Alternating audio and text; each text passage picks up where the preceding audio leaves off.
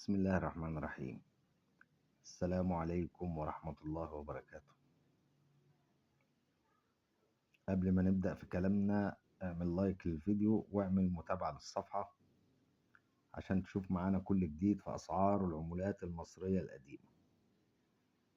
كلام النهاردة عن 10 البنك الأهلي و10 البنك المركزي وأسعارهم وأماكن البيع والشراء. معانا ال10 البنك الأهلي أهي، بنك الأهلي المصري، ودي إصدار سنة 60، إصدار سنة 60. ودايما قبل أي عملة مكتوب عليها البنك الأهلي بتبقى أغلى من العملة اللي مكتوب عليها البنك المركزي. عملة البنك الأهلي أغلى من عملة البنك المركزي، لأن البنك الأهلي أقدم من البنك المركزي. البنك الأهلي من سنة 1899، أما البنك المركزي ده كان في الستينات 1960. فأي حاجة البنك الأهلي أغلى من البنك المركزي في العملات القديمة يعني. دي 10 البنك الأهلي وادي الظهر بتاعها اهي. طبعا الحالة تعبانة، يعني الحالة أقل من المتوسطة، فيها قطعات متكرمشة مهرية، فده طبعا كل ده بينزل من سعرها. فدي بالحالة اللي قدامك كده بتعمل 100 جنيه، دي بحالتها تعمل 100 جنيه، سعرها 100 جنيه. بالحالة اللي قدامك سعرها 100 جنيه.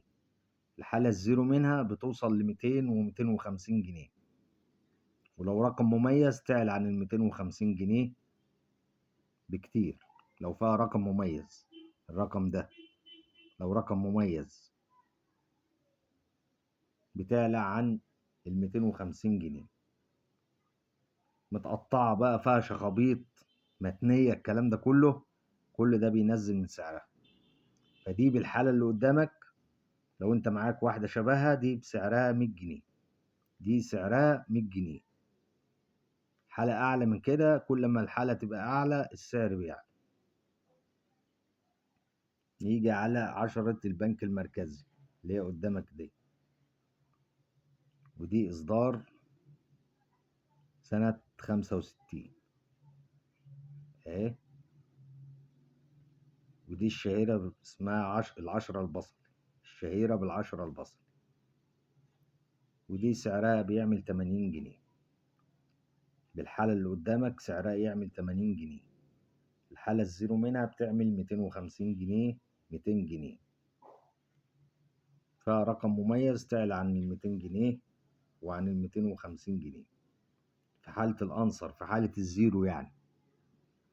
أما بالحالة اللي قدامك دي بتعمل 80 جنيه، 90 جنيه، متقطعة متنية عليها شخابيط، الكلام ده كل ده بينزل من سعرها وبيقلل من قيمتها.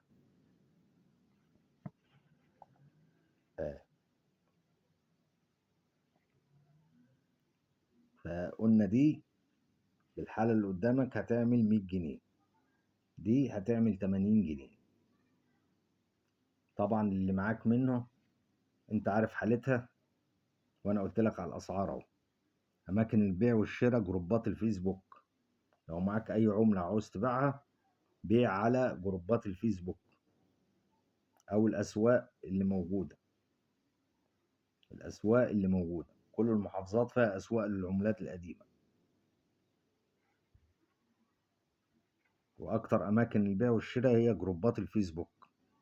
بس المهم عشان تبيع حاجة على الفيسبوك تبقى الحالة معاك حاجة نادرة وحاجة ايه حالتها كويسة، كل ده يتباع سهل على الجروبات الفيسبوك. اما بقى معاك حاجة مقطعة، معاك حاجة متنية، معاك حاجة مش شخبط عليها، كل ده ما بيعملش تمن ولا يعمل سعر. كل ما كانت حالة الورقة زيرو كل ما سعرها يعلى معاك. متنسناش في اللايك، المتابعة للصفحة. والسلام عليكم ورحمة الله وبركاته.